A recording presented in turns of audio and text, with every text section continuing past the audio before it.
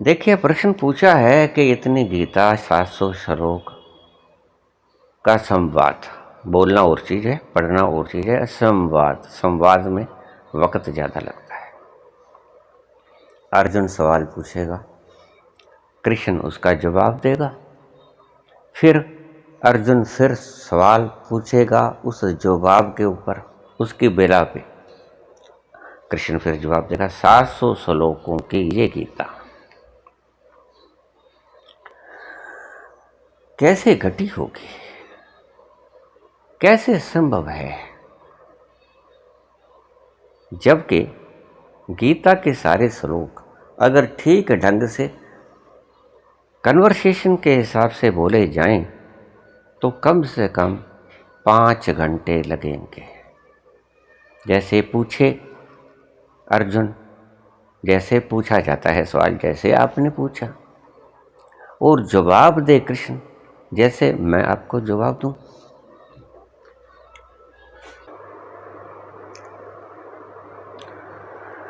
तो अगर प्रसंग को प्रसंग के हिसाब से बोला जाए तो वार्तालाप के हिसाब से 5 ये 6 घंटे लगेंगे पूरी गीता को जवाब सवाल में। लेकिन देखिए सिचुएशन क्या है महाभारत में। कुरुक्षेत्र में दोनों तरफ की सेनाएं आमने सामने खड़ी हैं। महारथी शंख बज चुका है। युद्ध की घोषणा के बाद युद्ध शुरू होने के लिए ललकार पड़ चुकी है, शंख बज चुका है।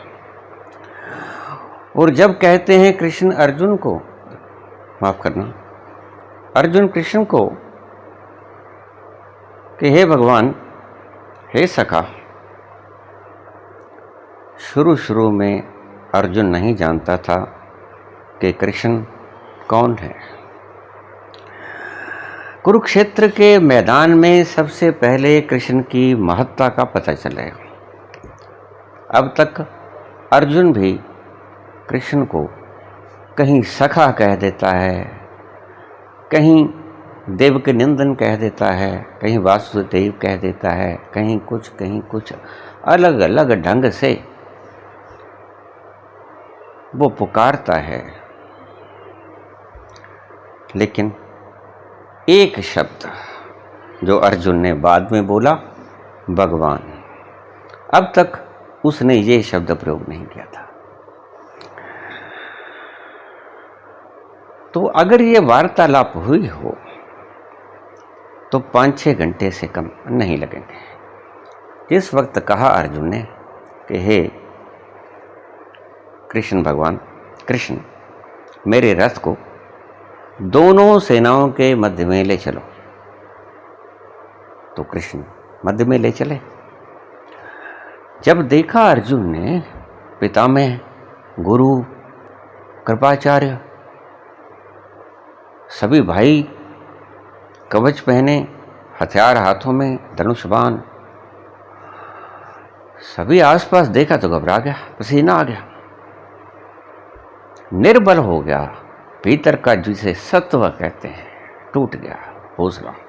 हैं, मैं इनके विरुद्ध लड़ूंगा, मैं गुरु को मारूंगा, मैं अपने पितामह का वध करूंगा, जिसकी गोदी में बैठ के पला, उसने मुझे दूध पिलाया, उसने मुझे थोड़ी थोड़ी बुरकी खिलाई और मैं वहाँ सुरक्षित होकर बैठता था बेफिक्र, मैं इसको मार दूंगा। गुरु द्रोण से मैंने विद्या ली, इसको मैं मार दूंगा, चाहे कुछ भी है तो भाई, क्या मैं इनको मार दूंगा? तो कपने लग गया। तो कहता कि भगवान कृष्ण जब कपने लगा कि मैं तो बड़ी दुविधा में आ गया, मेरे हाथ से शिथिल होता जा रहा है गांडीव धनुष, दुविधा में पड़ गया हूं, क्या करूं? मैं इनसे जमीन के टुकड़े के लिए युद्ध करूं, रक्तपात करूं? कितने घर उजड़ जाएंगे, कितने विधवाएं हो जाएंगे, कितने परिवार के मुखी, कितने बच्चे लावारिस मारे जाएंगे। घर अनाथ हो जाएंगे। नहीं नहीं, मैं ऐसा काम नहीं कर सकता अपने स्वार्थ के लिए। तो कब गया ये सारा सीन। उसके बाद जब अर्जुन बोल हटे कि मैं युद्ध नहीं करूंगा, अपना धनुष फेंक दिया, अपने शस्त्र फेंक दिया, तब पहली बार कृष्ण ने अर्जुन से संबोधित किया कि तू योद्धा होके, क्षत्रिय योद्धा होके वे कायरों जैसी बात आज क्यों करता है।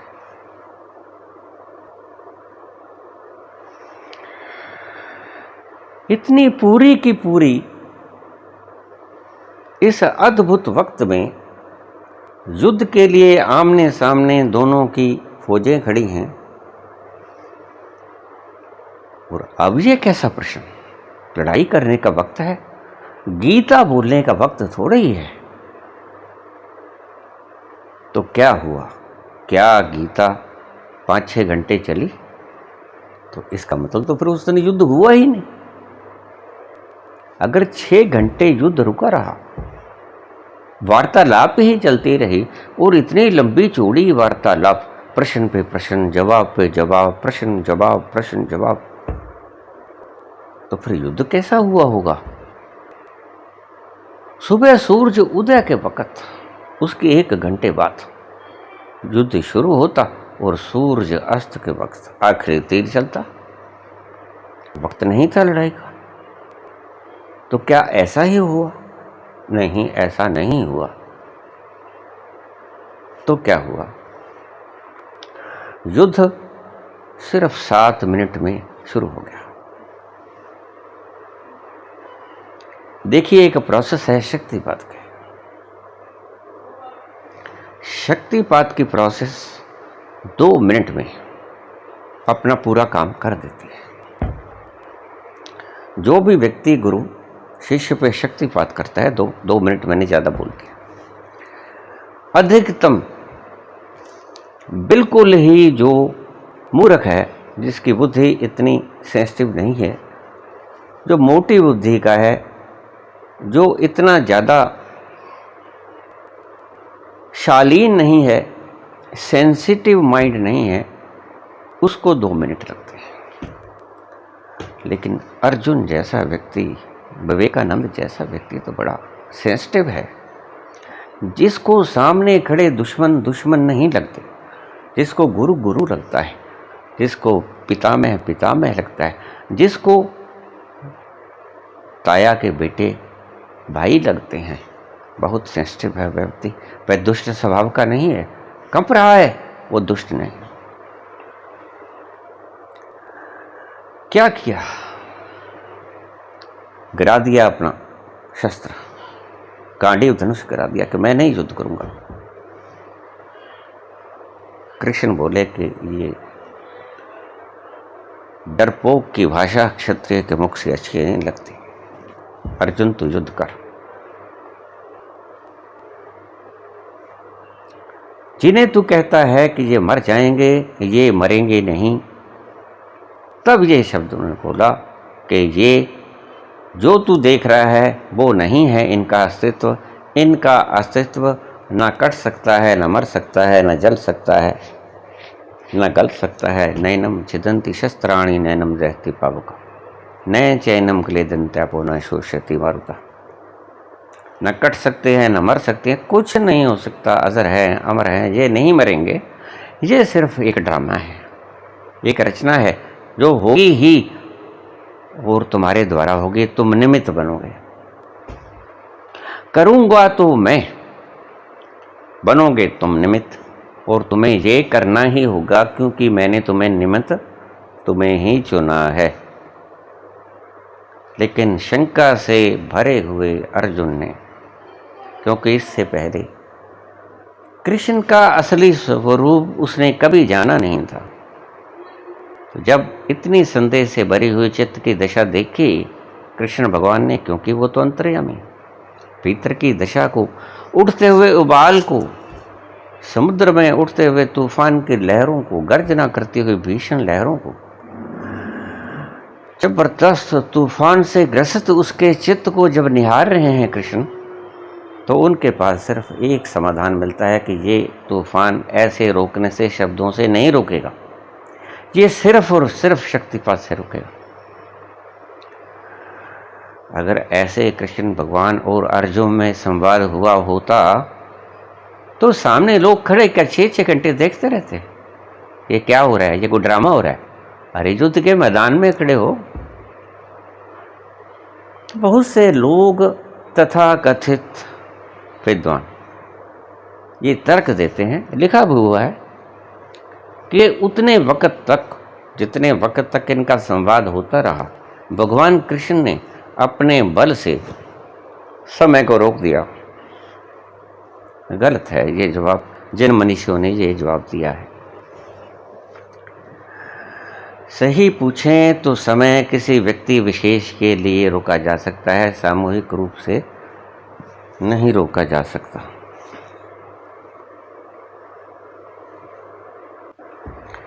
जब कोई व्यक्ति समाधि में जाता है तो समय उसके लिए मिटता है। समाधि ईगोलेसनेस एंड टाइमलेसनेस, वक्त उस व्यक्ति के लिए मिटता है, यह व्यक्ति, जो व्यक्ति समाधि के भीतर जाता है, एक व्यक्ति के लिए जो समाधि में गया, उसके लिए अहंकार शून्यता और समय शून्यता, ये दोनों चीज़ें यकसां घटती हैं। उसको समय का अभाव हो जाता है और उसको स्वयं का मैं होने का आभास समाप्त हो जाता है। ये दोनों चीज़ें समाप्त हो जाती हैं, समय शून्यता और अपने शरीर की शून्यता। तो अगर आप ये कहते हो कि भगवान कृष्ण ने वक्त को रोक दिया, तो एक व्यक्ति के वक्त को रोका जा सकता था भगवान कृष्ण के द्वारा। जिसको समाधि दी, किसको समाधि दी? अर्जुन को। अर्जुन के लिए समय समाप्त हो गया निस्संदेह। लेकिन क्या होगा 18 अक्षौहिणी सेना में? अगर हम 2 अक्षौहिणी सेना भी उस दिन की माने, पहला दिन था, 2 अक्षौहिणी सेना भी हम माने कि उस दिन आई, तो क्या 2 अक्षौहिणी सेना इतने घंटे खड़ी रही? 6 घंटे के लिए, सबके लिए। इसका मतलब सभी समाधिस्थ हो गए। समय शून्यता का अर्थ पता है क्या है? समाधि। जब आप निद्रावस्था में भी होते हो तो आप अर्ध समाधि युक्त होते हो, तभी तो वक्त का पता नहीं चलता। ऐसा कीजिए, आप प्रयोग करके देखिए। कोई व्यक्ति सोया पड़ा है, आप अचानक से उसे समय मत बताइए, उसको आप उठा लीजिए, उससे पूछिए जब वो जग जाए कि आप कितने घंटे सोए, कितने मिनट, कितने सेकंड। वह कहेगा कि मुझे नहीं मालूम। क्या कारण है? सोए हुए व्यक्ति को कितना समय सोए सोए गुजर गया, नहीं वक्त का पता चलता। कारण है समाधि। निद्रा भी एक तरह की समाधि है, लेकिन अर्ध समाधि है। समाधि में समय पूर्ण शून्य हो जाता है, निद्रा में समय अर्ध शून्य हो जाता है। समय दोनों में ही नहीं रहता। इसलिए तो आप बता नहीं पाते आप कितनी देर तक सोए रहे। समाधि में बिल्कुल नहीं पता चलता कि हम 10 दिन की समाधि लग सकती, 5 दिन की लग सकती है। नींद तो अर्ध समाधि, तो मैं कहता हूं कि नींद तो जब आपके शरीर के तंतु स्वस्थ हो गए तो आपको जाग आ जाएगी अपने आप। लेकिन समाधिस्थ व्यक्ति को अपने आप उसका कोई समय नहीं होता। 3 दिन भी हो सकता है, 10 दिन भी हो सकता है, 15 दिन भी हो सकता है। रामकृष्ण परमहंस को सप्ताह 2 सप्ताह की समाधि आम बात थी। समाधि का कोई वक्त तय नहीं होता, नींद का वक्त तय होता है। सो नींद को इसलिए मैं अर्ध समाधि कहता हूं और मूर्छित समाधि कहा था। समाधि की अवस्था में अगर आप पूर्ण समाधिस्थ हो तो आप विश्व के प्रति परम जागरूक हो, एग्जिस्टेंस के प्रति, अस्तित्व के प्रति पूर्ण जागरूक हो। लेकिन निद्रा में आप अस्तित्व के प्रति पूरे जागरूक, क्या बिल्कुल भी जागरूक नहीं हो, वर्ण बेहोश हो, मूर्छित हो। ये दोनों में फर्क है नींद और समाधि में। मिलती भी हैं चीजें क्या? टाइमलेसनेस, बॉडीलेसनेस, ईगोलेसनेस, ये दो चीजें मिलती हैं। और नहीं भी मिलती हैं क्या? कि नींद के अंदर अस्तित्व की अनुभूति नहीं होती है और समाधि के अंदर अस्तित्व की अनुभूति होती है, ईगो की अनुपस्थिति होती है। ईगो नहीं होता, अस्तित्व होता है। ईगो नहीं होता, अस्तित्व होता है समाधि के अंदर। और नींद के अंदर अस्तित्व ही नहीं होता। समाधि के अंदर पूर्ण अस्तित्व होता है, जागरूकता पूर्ण होती है। नींद के अंदर जागरूकता बिल्कुल भी नहीं होती, मूर्छित अवस्था होती है। क्या किया होगा समय शून्यता के लिए? पहली बात तो गलत कहा जिसने भी कहा कि भगवान कृष्ण ने वक्त को रोक दिया। वक्त को भगवान भी नहीं रोक सकता। वक्त को भगवान भी नहीं रोक सकता। सामूहिक एक व्यक्ति के लिए, दो चार व्यक्तियों के लिए शक्तिपात करके समाधि में ले जाया जा सकता है कुछ वक्त के लिए, परमानेंट नहीं। कुछ व्यक्तियों को कुछ समय के लिए समय शून्यता में लाया जा सकता है, लेकिन वो भी अनंत व्यक्तियों को नहीं, अनगणित व्यक्तियों को, यकलख्त नहीं, एकदम से नहीं। गुरु में इतनी शक्ति नहीं है कि वो इतनी फौजों को लगातार, चाहे वो भगवान ही क्यों ना हो। वैसे देखा जाए तो गुरु भगवान ही तो होता है, लेकिन निचले तलों पे।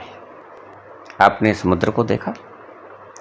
समुद्र की लहरों को अक्सर मान होता है कि हम अलग अलग हैं। एक लहर कहेगी कि देखो मैं कितनी ऊंची गई, दूसरी लहर पास छोटी, वो कहेगी मैं तो नीचे हूँ। जैसे हम आज कह देते हैं, हमारे पंडित जी महाराज ने जो शब्द बनाए हैं, मैं श्रेष्ठ ब्राह्मण हूँ, और शूद्रों को कहेंगे तुम अश्रेष्ठ हो, तुम नीच हो, मैं उच्च हूँ।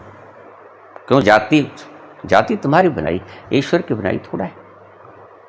सो लहर कहेगी जो ऊंची गई कि देखो मैं तो ब्राह्मण हो गई, और जो नीची है वो भी माने बैठी है कि मैं तो शूद्र हूँ।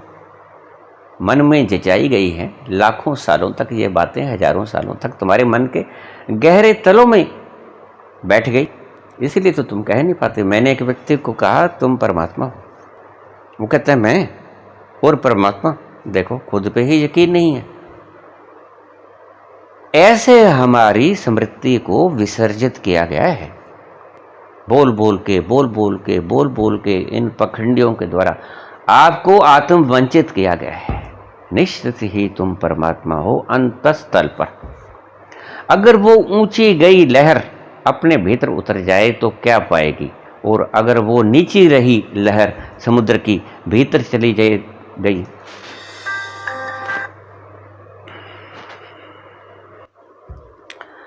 तो क्या पाएगी?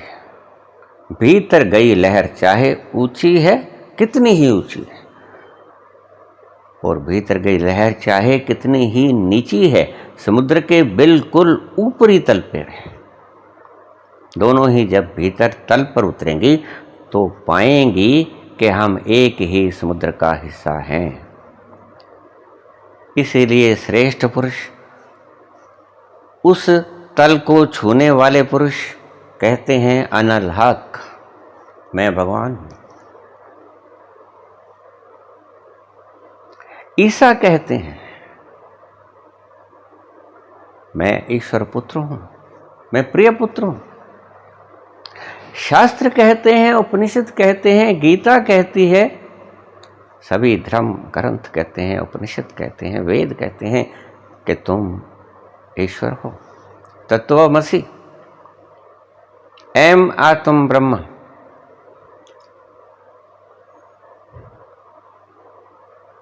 तुम परमात्मा हो।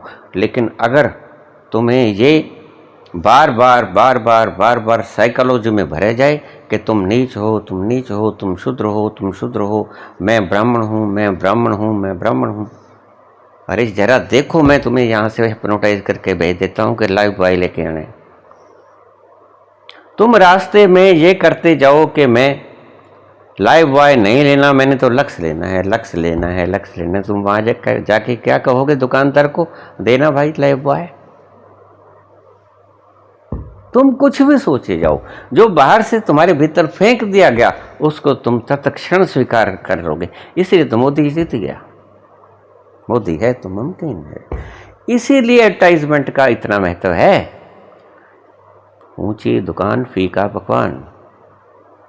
तुम जितनी मुनादी करोगे, जितनी मुनादी करोगे, उतना ही लोग जो तुम कहोगे वो मान लेंगे, क्योंकि लोगों को तो ज्ञान ही नहीं खुद का। जो तुम कहोगे वो ही बन जाएगा। ब्राह्मणों ने इस साइकोलॉजी का लाभ उठाया कि तुम शूद्र हो, तुम शूद्र हो, हम ब्राह्मण हैं, हम ब्राह्मण हैं। अरे भाई, तुम्हारे में खून वही चमड़ी का रंग, काला पीला जो कुछ होता है वही खून, वही हड्डी मांस मज्जा, वही खुराक खाते हो, वही शरीर से पसीने निकलते हैं। बताओ क्या फर्क? ये ऊंच नीच का इबारत कहां से पढ़ी तुमने? किसने कहा? किसने अलंकृत किया तुम्हें? कौन सी खासियत है तुम में? एक अनपढ़ व्यक्ति और एक पीएचडी किए व्यक्ति के बाहर से देख के बता सको कि क्या फर्क है? नहीं, भीतर से ईश्वर ने वही चीज बनाई है। बाहर से तो तुम पढ़ते हो, पढ़ के लेबल लगा लेते हो। लेबल लगाने से तुम, ऐसा नहीं है कि मनुष्य से पशु बन जाओगे या पशु से मनुष्य बन जाओगे, ऐसा नहीं होता। ऊंच और नीच लहरें, ऊंची लहर नीची लहर जब अपने भीतर समुद्र में गहरी उतरेगी तो पाएगी नीची लहर भी कि मैं समुद्र का अटूट अंग हूं। ऊंची लहर भी जब भीतर जाएगी तो पाएगी मैं कोई ऊंची नीची नहीं हूं, सभी हम छोटी लहर और बड़ी लहर सभी एक समुद्र का हिस्सा हैं। सभी तो कहते हैं भीतर जाके कि तुम ही परमात्मा हो, मैं ही परमात्मा हूं। ये वेद वाक्य है। यही तो कहा मंसूर ने, अनल हक। लेकिन इस्लाम में इस चीज की अनुमति नहीं है। राजा ने समझाया कि तुम परमात्मा नहीं हो, परमात्मा तो एक अल्लाह है, मोहम्मद उसका पैगंबर है, मैसेंजर है, संदेश वाहक है, लेकिन अल्लाह तुम नहीं हो। मंसूर ने माना। मंसूर कहता मैंने जो देखा मैं उस पर यकीन करता हूं, मैं तुम्हारी बकवास पे कोई यकीन नहीं करता। मैंने जो देखा, अपनी नग्न आंखों से जो देखा मैं वो मानूंगा। मैं तुम्हारी बात नहीं मानूंगा, तुम्हारे धर्मशास्त्रों की बातों को कतई नहीं मानूंगा। इनकार कर दिया। डर दिखाया गया, लोभ दिखाया गया, तशद्दुद दी गई, नहीं माना। आखिर उसने हाथ कटवा लिया, दूसरा हाथ, दोनों पांव कटवा लिए, नहीं माना। अनल हक।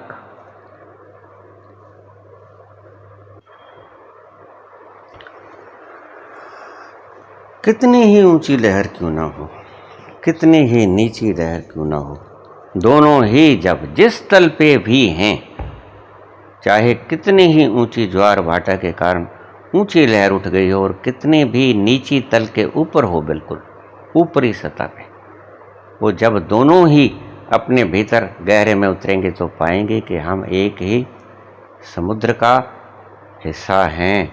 हम सभी उसी समुद्र का एक अविभाजित अंग है। गलती से, भ्रांतिवश, ज्वार भाटे के कारण आंखों में गलत चीज प्रवेश कर गई तो हम अपने आप को ऊंचा नीचा समझना शुरू कर दिया। आई ज्वार भाटे के कारण थी, ऊंचाई लहर में तुम सेट हो जाते हो, कितनी मुश्किल से तुम पीएम सीएम बन जाते हो, कितने लड़ाई झगड़ों के बाद। लेकिन मैं इसलिए कहता हूं कि ऊंचे उठ के भोगने की चेष्टा अगर करोगे, मैं कहता हूं कि कच्चे मत उठ जाना, लेकिन उसका कारण है। मुझे ये भी पता है कि वासनाएं भोगने से शांत नहीं हुआ करती, वो खूब भी जानता हूं मैं, और ये जानता हुआ तो मैं कहता हूं। क्यों? क्योंकि अगर तुम भोग भोग के यही पाओगे कि वो दुख ही मिला, फिर भोग में जाओगे, यही काम तुम दोहराते रहोगे। तुम्हें सुख ना मिलेगा, क्षणिक सुख मिलेगा, लेकिन तुम्हारी तमन्ना तो अखंड सुख की है, अखंड आनंद की है। वो कभी इच्छा आपकी पूरी ना हो पाएगी। कुर्सियों से, पैसे से, सोने से, हीरों से, जवाहरात से, पदवियों से नहीं बुझ पाएगी। अखंड आनंद नहीं मिलेगा, वो तृप्तिदायक सुख नहीं मिलेगा, क्षणिक सुख मिलेगा। संसार की कुर्सियों में, पैसे में, अंतरंग क्षणों में क्षणिक सुख मिलेगा, जो तुम्हें परम तृप्त ना कर पाएगा, तृप्त तो कर पाएगा। तृप्ति मैं कहता हूं क्षणिक सुख, परम तृप्ति मैं कहता हूं शाश्वत सुख को, जो टूटेगा ही नहीं, अखंड, जो कभी कोई तुम्हारे सुख को, आनंद को तोड़ नहीं पाएगा। बुद्ध का आनंद तुम नहीं तोड़ पाते, उसके मुंह पे थूक दो, उसको गाली निकाल दो, नहीं तोड़ पाओगे उसके आनंद को। क्यों? क्योंकि उसने अपना स्वयं पहचान लिया है। इसलिए मैं अक्सर कहता हूं, अगर भोगने की ज्यादा तमन्ना हो तो भोग के आ जाना। क्यों? पाओगे कि नहीं है तृप्ति, आना तो इधर ही पड़ेगा। तो जैसे भी हो, गरीब हो, अमीर हो, तुम परमात्मा हो, लगाओ ना छलांग। तो गुरु की महत्ता यहां होती है।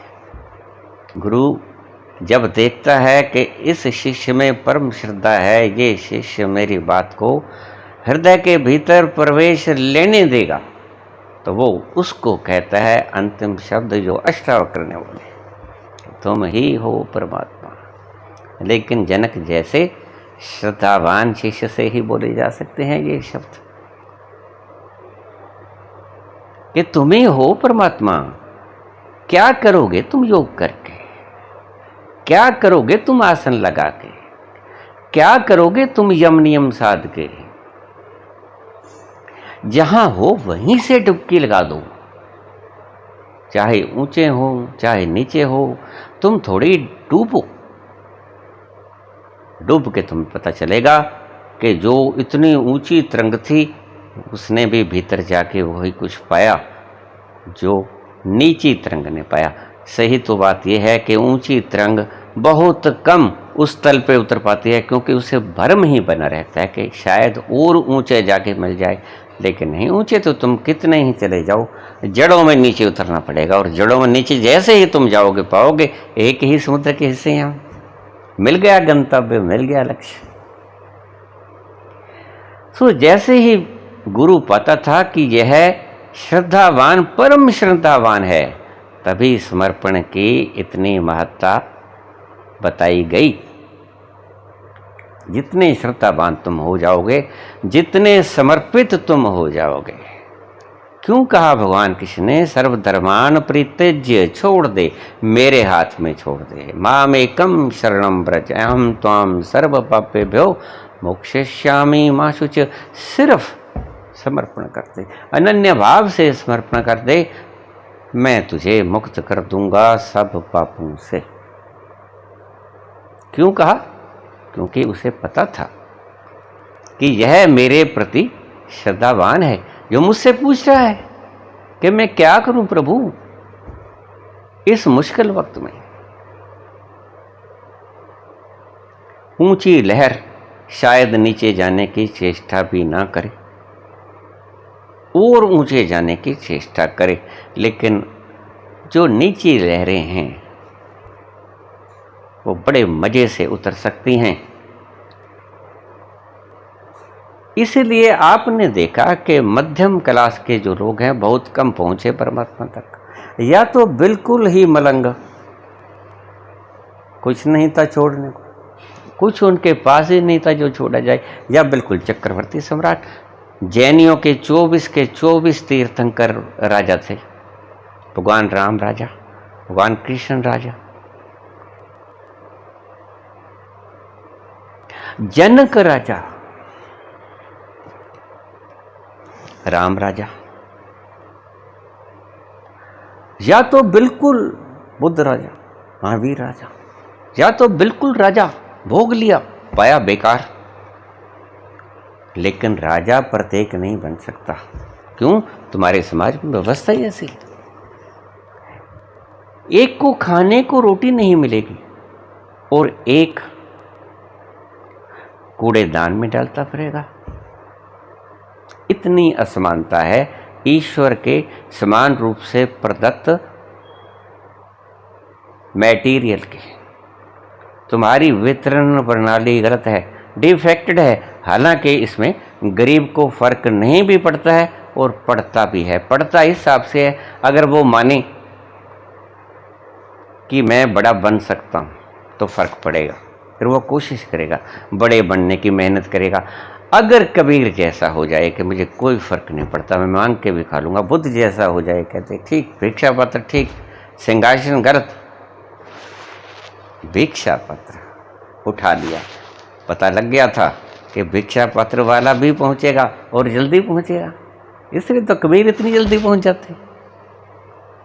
बुद्ध को वक्त लग जाता है, 6 वर्ष लग जाते हैं, कबीर को बहुत थोड़ी वक्त लगता है।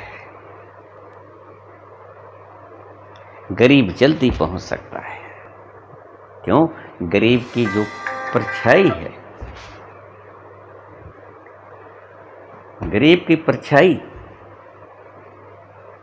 ज्यादा ऊंची नहीं है, पहले ऊंचे से नीचे आने में वक्त लग जाएगा, फिर नीचे से तलट्टी में जाओगे, वहां समझा देंगे कि एक ही समुद्र की हम लहरें हैं। बाहर जाकर देखेंगे तो कोई ऊंची कोई नीची, लेकिन ये क्या, यहां तो हम समान हैं, एक ही समुद्र में, उसी के अंश हैं, दो है ही नहीं।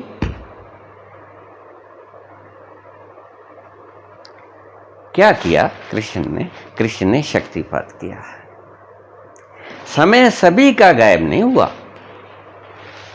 युद्ध 7 मिनट बाद शुरू हो गया, 7 मिनट लगे, कुछ बोलना नहीं पड़ा। आप अगर सोचते हैं कि पूरी गीता अर्जुन ने पूछी, कृष्ण ने समझाई, आप गलती में हो। कृष्ण ने एक ही काम किया, उसने कहा कि इस युद्ध क्षेत्र में इतनी बहसबाजी करने का कहाँ वक्त है। शंख बजा दिया गया है, शस्त्र तैयार हैं, एक तरफा अटैक हो, इससे पहले इसको प्रबुद्ध कर देना जरूरी है। उसने अपनी शक्तिपात किया और उसको ले गया उस तल पे जहां उसे झलक मिल गई कि मैं हूं कौन और ये कौन है। अगर मुझे पता लग गया मैं कौन हूं तो मुझे ये भी पता चल जाएगा कि आप कौन है, क्योंकि उसी समुद्र के हिस्से हैं। अगर मुझे ये पता लग गया कि मैं कौन हूं तो मुझे ये भी पता चल जाएगा कि आप कौन हैं। ये दो बातें नहीं हैं, ये एक ही बात है। तो कृष्ण ने उसके ऊपर शक्तिपात करके उसका आपा उसे दिखा दिया। और जब कृष्ण अर्जुन को अपना आपा दिख गया तो उनको दूसरों का आपा भी दिख गया कि ये कौन है।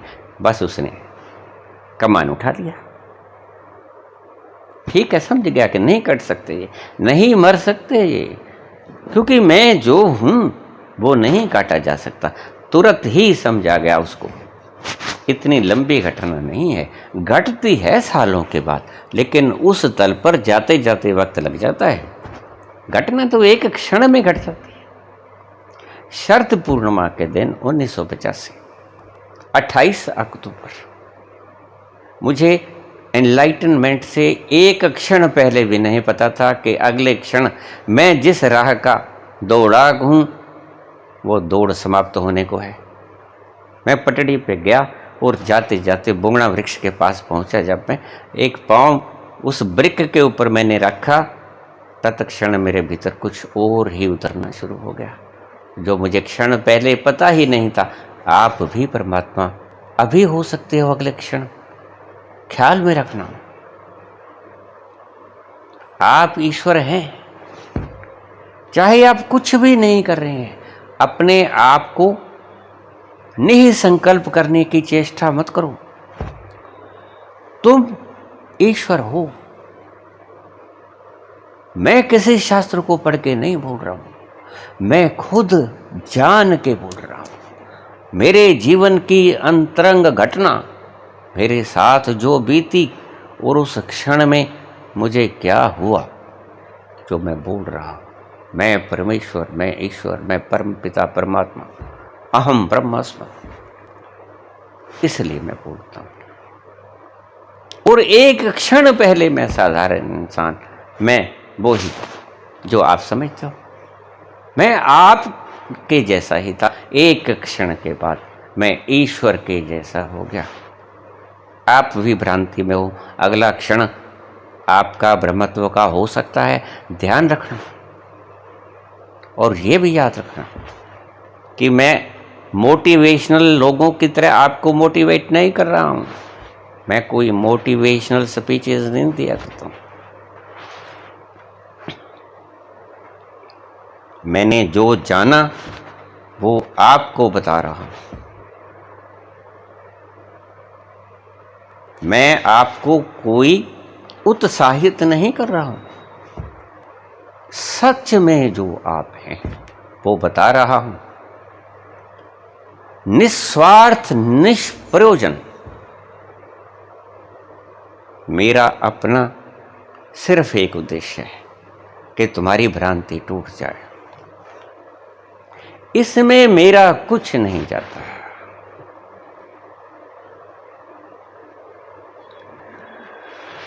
तुम्हारा स्वभाव बता रहा हूं। जो कुछ है सो तोर, तेरा तुझको सौंपते क्या लागत है मोर।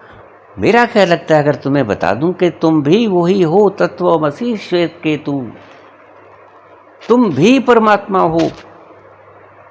क्या घसा मेरा, कुछ नहीं। मैं तुम्हें ईश्वर बना नहीं रहा हूं। ध्यान रखना, जो मुझे तुम्हें ईश्वर बनाना पड़ेगा नहीं, तुम ईश्वर हो। सिर्फ तुम्हें ये बताना है। तुम्हारे पास आंखें हैं, मैं तुम्हें आंखें नहीं दे रहा हूं। मैं सिर्फ तुम्हें आंखों की पलक उघाड़ने को कह रहा हूं। उठ जाग मुसाफिर भोर भई, अब रैन कहां जो सोवत है। जो जागत है सो पावत है, जो सोवत है सो खोवत है। मत सोए रहो। जब तक सोओगे, जब तक सोए रहोगे निद्रा में, तब तक अपने आप से चूके रहोगे। जब आप से चूके रहोगे तुम आनंद स्वरूप हो, अखंड आनंद स्वरूप हो। मत चूको, इन क्षणों को एंजॉय करो। आप सुख रूप हो, आप सुख हो, आप आनंद हो। आनंद होना नहीं आपका काम, आप आनंद हो ये सिर्फ मात्र जानना है। आंखें हैं, आंखें खोल के देखना है। फिर जब तुम्हारी आंखें खुल गईं तो आपको लोगों के ऊपर भी हैरानी होगी कि हैं ये आंखें बंद क्यों किए हैं। फिर आप भी गुरु हो जाओगे। आप भी लोगों को बताओगे, अरे पगला गए हो, आंखें हैं तुम्हारे पास, खोलो अपनी पलकें। ये पलकें क्यों झुकाए हैं, ये पलकें झुकाए क्यों हो तुम। उठ जाग मुसाफिर भोर भई, अब रैन कहां जो सोवत है। जाग जाओ। क्या किया कृष्ण ने? कृष्ण ने उसका स्वरूप बता दिया कि देख ले, बस जरूरत नहीं इतनी झुकाई की। ये 700 श्लोक सिर्फ बाद में लिखे गए। ये कहानी पूरी वेद व्यास ने बाद में लिखी है। बात तो एक छोटी सी थी। आप सवाल पूछोगे मुझे छोटा सा, उसका जवाब मैं दूंगा घंटे 1.5 घंटे में। बस वही बात थी। ऐसी विकट परिस्थिति में घबराया हुआ, माथे पे पसीना, घबराहट बहुत जबरदस्त, विकट परिस्थिति में शस्त्रधारी आसपास, शंखनाद हो रहे हैं कि करो युद्ध शुरू। और इतनी ठंडी, ठंड का मौसम था। महाभारत जब हुआ, भगवान कृष्ण सारथी थे और इस ठंड के भीतर अर्जुन के माथे पर पसीना आ रहा था। देखिए कितनी घबराहट हो। पसीना पोंछ पोंछ के बात करता है, हे मधुसूदन, हे देवकी नंदन, हे ईश्वर, हे भगवान, मुझे निकालो इस दुविधा से। कार्पण्य दोषोपहत स्वभाव पृच्छामि त्वाम धर्म सम्मूढ़चेता यच्छ्रेय से अनिश्चितं रोगी तन में शिष्यस्ते हम शादिमाम त्वम प्रपन्नम। हे प्रभु, मुझे निकालो इस दुविधा से, मैं फंस गया हूं बुरी तरह, मैं क्या करूं? What should I do at this critical juncture? इस विकट परिस्थिति में मेरा क्या धर्म है, मैं क्या करूं?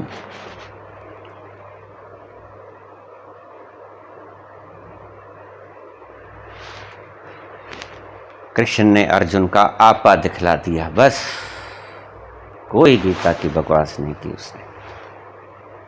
ये बाद में शब्द वेद व्यास ने अकेले नहीं लिखे हैं, पूरी की पूरी गीता 700 के 700 श्लोक अलग अलग व्यक्तियों के द्वारा लिखे गए हैं। ये गीता कृष्ण के मुख से निकली गीता नहीं। कृष्ण कुछ नहीं बोले, कृष्ण तो सिर्फ देखे। कृष्ण ने अर्जुन की परिस्थिति को भांपा, और जब परिस्थिति को देख लिया जाता है तो उसका निदान किया जाता है। डॉक्टर के पास जाओगे, दर्द बताओगे कि मुझे दर्द ये है, वो आपको ये नहीं बताएगा, साल्ट नहीं समझाएगा कि इसमें एनाल्जेसिक है, ट्रेमाडोल है, इसमें डाइसाइक्लोमिन है, ऐसा नहीं समझाएगा। वो इंजेक्शन लेगा और आपको लगा देगा। बस यही तो वो डॉक्टर थे, साइकोलॉजिस्ट थे कृष्ण। उसने देखा कि मेरे पास इसकी हालत बुरी है, उसने सीधा समाधान दे दिया। उसके ऊपर पटक के उसने शक्तिपात उसे दिखला दिया कि देख तू ये है। कैसे कटेगा वो भीष्म, कैसे कटेगा, कैसे कटेगा जिसे तू कहता है कि ये मर जाएगा, मेरा गुरु है, धनुर्विद्या मैंने इससे सीखी है, मुझे पाप लगेगा। तू छोड़ पाप पुण्य को, पाप पुण्य मेरे ऊपर छोड़ दे। सर्वधर्मान प्रत्यज्य मामेकम शरणम व्रज। मैं क्या करूंगा अगर तू कहता है कि मुझे पाप लगता है, मुझे पाप ऐसा जबरदस्त लगेगा, कितनी विधवाएं हो जाएंगे, कितने घर परिवार उजड़ जाएंगे, अनाथ हो जाएंगे बच्चे। अहम त्वाम सर्व पापे विमुक्षयिष्यामि मा शुच। मैं तुम्हें सभी पापों से मुक्त करने की वायदा करता हूं। अनन्याश्चिंत्यन्तो माम ये जना परिपास्ते तेषाम नित्याभियुक्तानां योगक्षेमं वहाम्यहम्। हे अर्जुन, मेरी शरण में आके जो कोई भी कर्म करेगा, मैं तेरे सारा दुख दर्द सब तेरा मोह समाप्त कर दूंगा, सब भय से तुझे मुक्त कर दूंगा। तू निश्चिंत हो जा, तू मेरे समर्पित हो। मां मनुस्मर युद्ध च, और कूद जा युद्ध में, आगे मैं जानूं तेरे कर्मों का फल, मेरा काम जाने, भोगूंगा मैं, कर्म तू कर मेरे अनुसार।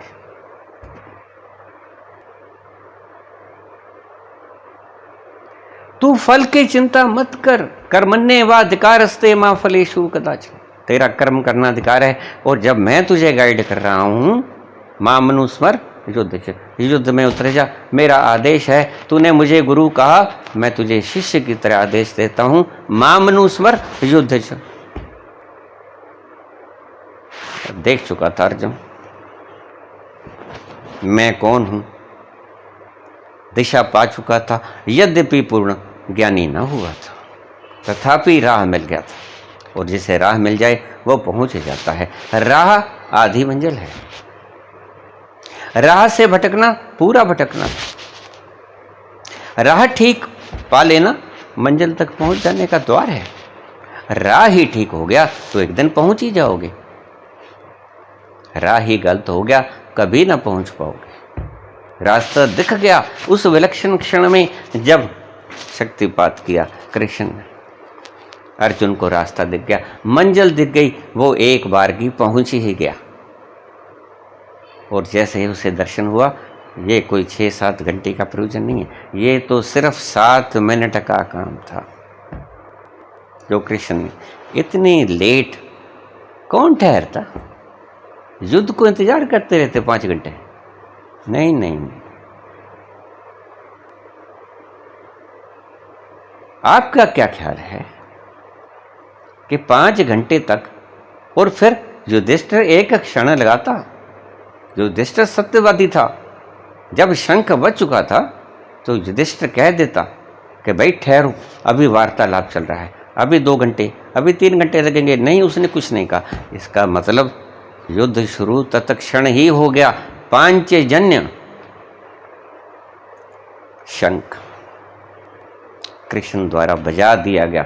जब उसने शस्त्र उठाया, गांडीव धनुष, तत्क्षण उसने, कृष्ण भगवान ने शंख बजा दिया, युद्ध शुरू हो गया। इतनी सी घटना को विस्तृत ढंग से तो ऐसे ही कहना पड़ेगा, लेकिन गीता एक व्यक्ति के द्वारा लिखित गई रचना नहीं है। ये वेदव्यास ने नहीं लिखी है।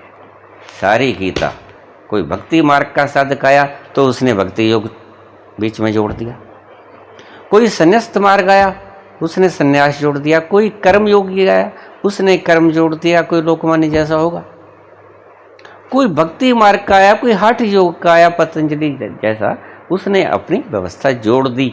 गीता एक व्यक्ति के द्वारा बोली गई या कही गई शब्दावली नहीं है। ये अनेक ऋषियों द्वारा अलग अलग मार्गों का संयोजन है। कोई भक्ति मार्ग से पहुंचा, उसने भक्ति योग जोड़ दिया, कोई हठ योग से पहुंचा, उसने हठ योग जोड़ दिया, कोई समर्पण के द्वारा पहुंचा, उसने समर्पण योग, संघ के द्वारा पहुंचा, उसने सांख्य योग जोड़ दिया, कोई कर्म के द्वारा पहुंचा, उसने कर्म योग जोड़ दिया।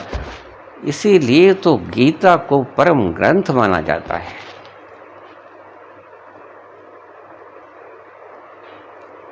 परम समर्पित व्यक्ति चैतन्य महाप्रभु से लेके परम दुष्ट व्यक्ति, हत्यारा व्यक्ति माओ से तुंग, इसको सिर के ऊपर रख के नाचे। चैतन्य और भाव से नाचा, माओ से तुंग और भाव से नाचा। माओ से तुंग ने हिंसा निकाल ली, 7.5 करोड़ व्यक्तियों का वध कर दिया। चैतन्य महाप्रभु ने नाच निकाल लिया, संगीत निकाल लिया। हर एक व्यक्ति ने अपना अपना उद्देश्य गीता में पाया, क्योंकि गीता एक व्यक्ति की संरचना ही नहीं। जितने भी धर्म के रास्ते हैं आनंद तक पहुंचने के, सभी का समावेश है गीता में, क्योंकि एक व्यक्ति की कृति ही नहीं है। वैसे भी आप साधारण बुद्धि के लोग तो नहीं हैं जो गीता को पढ़ेंगे। आप भी समझदार हो कि इस युद्ध के क्षण में कृष्ण जैसा समझदार व्यक्ति सन्यास की बात समझाएगा, कर्म के ऊपर उपदेश देगा। वो सीधा समझता है कि युद्ध क्षेत्र है ये कोई गुरुकुल नहीं है वानप्रस्थों का या ब्रह्मचारियों का। ये युद्ध क्षेत्र है, यहां मुझे क्या करना चाहिए कृष्ण भली भांति जानते हैं। कृष्ण जानते हैं कि मुझे उपदेश नहीं करना चाहिए, उपदेश चलेगा भी नहीं, ये तो कांप रहा है। यहां तो दर्शन ही चलेगा, यहां तो दिखाना ही पड़ेगा कि तू है कौन, ये देख, अब बोल क्या करना चाहिए। जब उसे पता चला कि मैं कौन हूं, तब उसने कहा कि ठीक प्रभु, अब मुझे बताओ मैं क्या करूं। मैं निःसंशय भया, अब मुझे हुक्म करो, मैं तुम्हारी शरण में, अब मुझे आज्ञा दो, मैं क्या करूं। फिर आखिरी शब्द कृष्ण कहते हैं, मां मनुस्मर युद्धेच, मुझे स्मरण कर ले, मैं जिम्मेवार तेरे पापों का, तू शस्त्र उठा। प्रश्न और भी थे।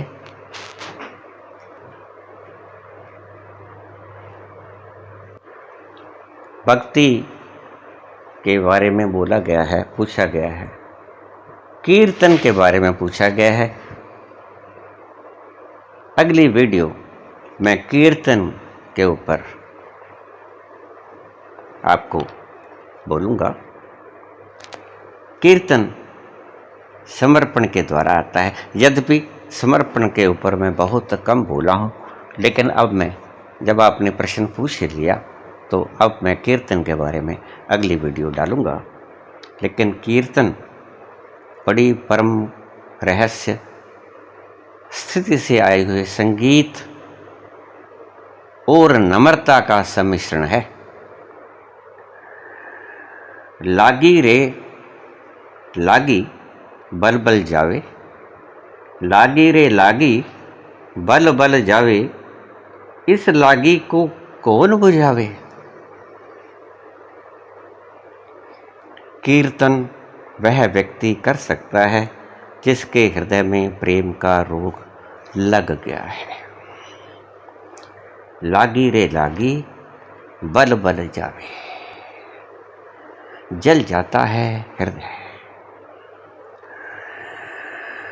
प्रभु का वियोग उस अग्नि की तरह है जिससे तुम्हारा रोम रोम जल उठता है। लागी रे लागी बल बल जावे, इस लागी को कौन बुझावे। प्रीतम ही बुझा सकता है, ये कीर्तन ही बुझा सकता है। इस लागी को कौन बुझावे, प्रीतम ही तो उसी के कारण। तुम्ही ने दर्द दिया और तुम दवा देना, दवा भी वो ही देगा जिसने लगाई। अल्फ अल्लाह जिस दिल पर होवे, अल्फ अल्लाह जिस दिल पर होवे, जिसके ऊपर वो मेहरबान हो जाता है।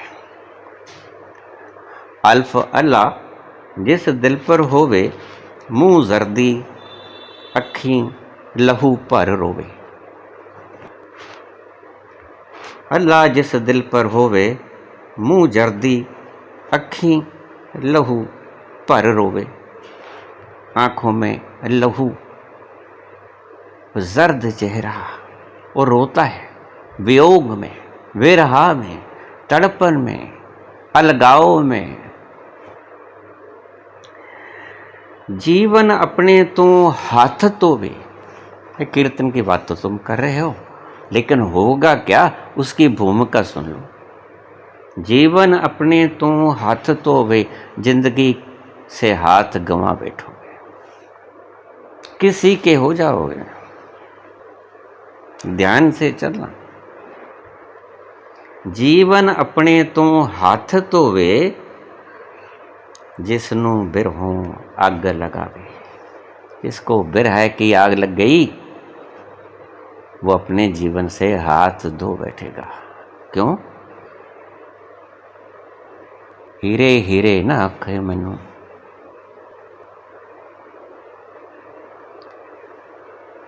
ये तड़पन हीर रांझा हो गई। प्यार की उन अंतरंग